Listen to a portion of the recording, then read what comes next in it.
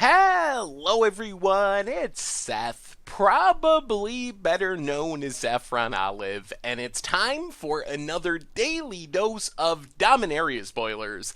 So it seems like with Dominaria spoiler season, since it's going to be longer than usual, we're getting the slow trickle of spoilers instead of just everything at once. So today, we have 4 cards to talk about. They're all uncommons, but some of them are potentially pretty powerful and could end up being staples. So let's jump into it, talk about our 4 daily Dominaria spoilers, starting off with Danitha, Compassion Paragon, and this card is pretty spicy. So it's a legendary creature for 3 mana, you get a 2/2, it has First Strike, Vigilance, Lifelink, and it makes it so auras and equipment spells you cast cost 1 less to cast. So the downside on this card is being legendary keeps you from stacking up the ability. It's not like you can play 4 of them and make your equipments cost 4 less and just go to town, but still, it's a pretty powerful card. It has reasonable stats, especially if you can put some auras and equipments on it. With First Strike, Vigilance, and Lifelink, it becomes a really hard to beat kind of creature. So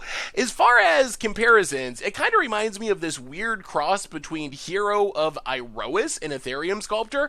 Of course, Ethereum Sculptor hits all artifacts. I couldn't find a card in all of Magic that actually just made equipments cheaper. So that part of Danitha is actually pretty unique. So I think it has potential to be powerful, not just because playing your stuff cheaper is nice, but if you can actually get some auras on your Danitha, the end result is you're kind of like building your own ground Baneslayer. Like First Strike, Vigilance, Lifelink is just a really good combination of abilities. If you can get some equipment on this, you can swing, gain a huge chunk of life. It's really hard to block because of the First Strike. Your opponent can't really swing back into it because you got this huge lifelinking, First Striking blocker. So there's definitely a lot of power and potential for Danitha. Of course, this is also one of those cards that suffers a lot from being legendary. So the fact that this is a card you kind of want to build around and want to always have access to if you're building the build my own Baneslayer deck means you're going to want to run like 3 of these, 4 of these, but then you're going to run into problems sometimes, especially if you're putting like Lightning Greaves and other protective type of equipments and auras on your Danitha, where it's going to be on the battlefield, you're going to draw extra copies, that's going to be sad, but still a potentially powerful card. As far as standard, probably the most likely home for Danitha would be in blue-white auras. So this one's a little bit weird. The downside is a lot of your auras are already cheap. Curious Obsession, Cartouche of Solidarity are already 1 mana, so you're not really getting a discount there. Being able to play Cartouche of Knowledge, One with the Wind for a cheaper amount of mana is kind of nice. Plus, as a one-of, it's sort of a free roll. Like, you can just put your auras on it and use it sort of like the Adanto Vanguard type effect. Use it as one of your primary beaters rather than using it for the cost reduction effect primarily. Like, sure, it will reduce the cost sometimes, and maybe you'll go Cartouche, and it'll be absurd, but just using it as an additional, like, Baneslayer type effect, and you get the true Baneslayer type effect in this deck because of Cartouche and One with the Wind giving it flying, so just a single, like, One with the Wind on it is making it into a 4/4 flying First Strike, Vigilant, Lifelinking beater. That's a really powerful effect, so we'll have to see. I think there's a chance it shows up as like a one-of in blue-white auras. I don't think it's a SRAM where you can play the full 4 copies. It's not that important to the deck, but as a one-of, you don't really have any risk as far as the legendary problem being concerned, so it seems like kind of a free roll to play it as a one-of. Otherwise, Commander is another sweet home for Danitha. Will certainly show up in decks like SRAM,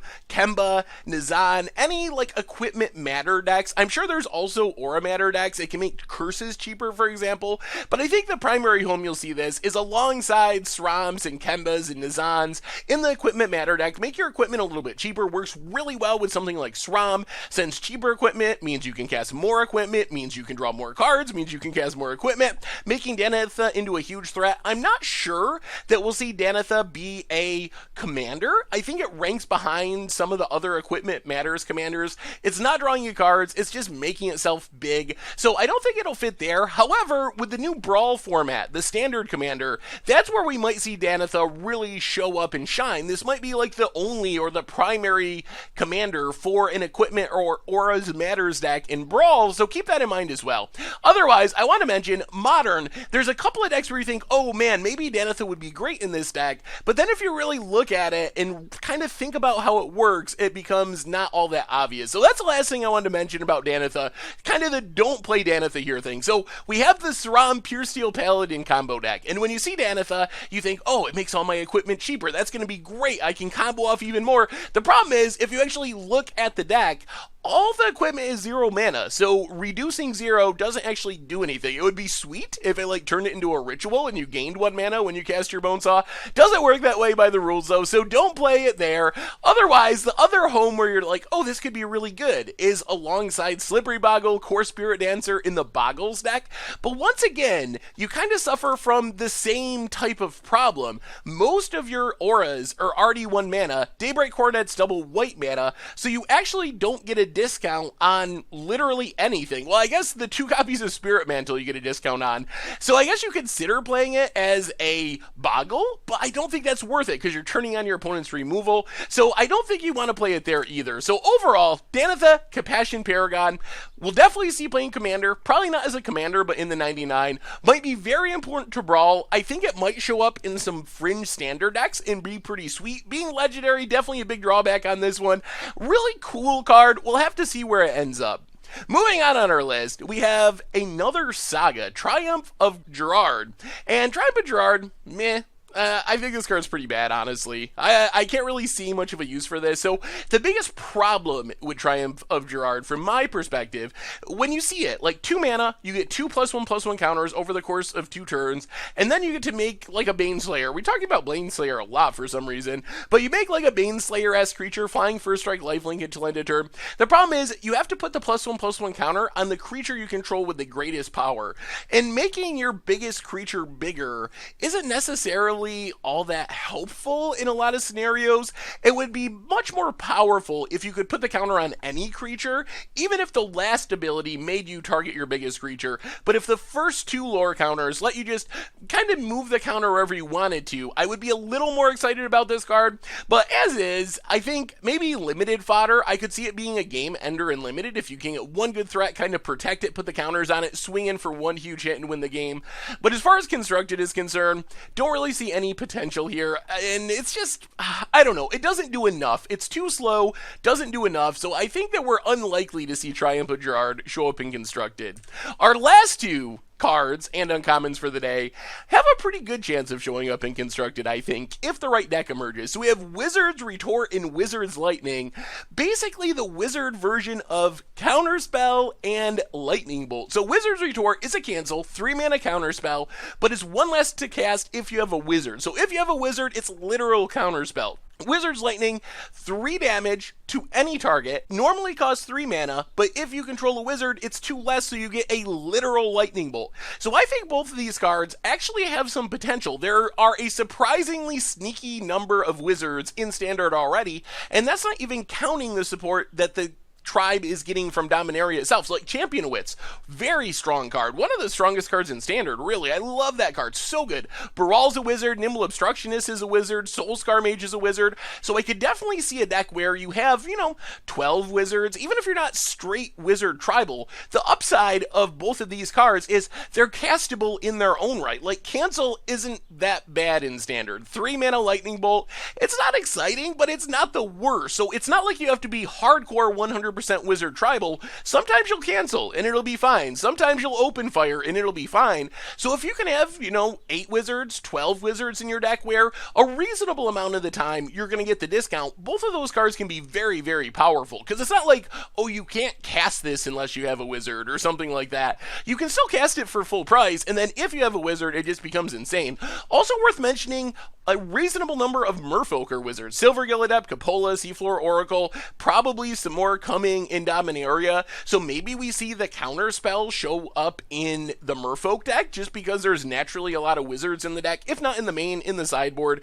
The other thing to mention is Modern. There's a lot of powerful wizards in Modern. Snapcaster Mage, you can play 8 Bolt with the Wizard Lightning, so you can have your actual Lightning Bolts, your Wizard Lightning Bolts. If you're Snapcastering it back, you obviously have a wizard because you just play Snapcaster Swordcaster, Dark Confidant, another Wizard, Vendilion Click, Magus of the Moon. So I'm very excited for the potential of Wizard Tribal in Modern, based on Dominaria cards, and these spells could definitely be sweet support cards. Of course, the problem in Modern is you're competing with real Lightning Bolt, like 3-mana Lightning Bolt that is Lightning Bolt when you get a Wizard. Maybe if you want 8 Lightning Bolts, but you're not going to play that over real Lightning Bolt. You're not going to play the counter spell over, Mana Leak most of the time, or Remand most of the time, because you have 2-mana counters in the format. But still, worth keeping in mind, lots of powerful Wizards in Modern as well. So I think that both cards definitely have some potential. I would be surprised if they don't show up in Standard, assuming we get enough Wizards to support them. They have a lot of power, though. If you can just get 10, 12 Wizards in your deck, they're going to be very, very strong. Way stronger than what we usually get in Standard. That's the exciting part about them. We don't get Lightning Bolt, we don't get Counterspell, so having those options with just a slight bit of building around them to make them work definitely has a lot of potential. We'll see about Modern, probably more of a long shot, but on the other hand, we know there's a ton of powerful Wizards in Modern, which is a vote in these cards' favor anyway. So anyway, those have been our daily Dominaria spoilers for today. Kind of a short one, only the 4 uncommons, but let me know what you think. What do you think about Danitha? Is that going to be Commander playable? Can it show up in a deck in Standard? How good is the cost reduction? What do you think about that one? Does being legendary kind of kill it? Am I missing anything about Triumph of Gerard, or is that just full-on limited fodder? Don't worry about it. How about the Wizard spells? Can we build Wizards in Standard? How about in Modern? Could these cards show up? Do we have enough Wizards in the format to make them work? How good are they? Let me know what you think in the comments. Thank you so much for watching. I hope you enjoyed the video, and I will talk to you soon. Thanks for watching the video. If you enjoyed it, help us out by clicking that like button down below. And to keep up on all the latest and greatest, click that subscribe button. And don't forget to hit that bell icon to get alerts whenever we have new videos. And if you want to, check out some of our other sweet videos here and here.